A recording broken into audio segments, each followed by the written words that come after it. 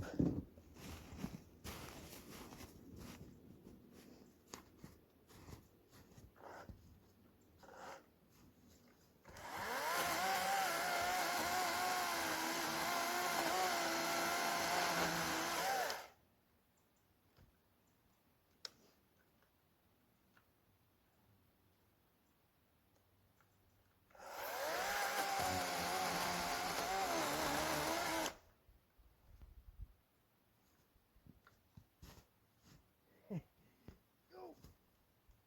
Ah, battery.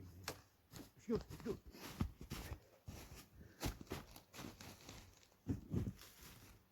Want to go.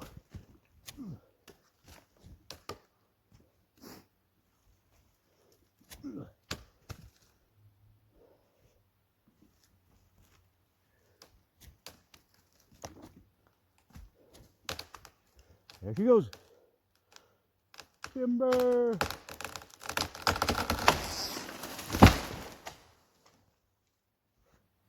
And boom goes dynamite. This is leaking oil. Only after 3 months. It's getting worse, but saw runs good, cuts good, but now it just leaks oil. So you have to watch how much you leave in it when you're done.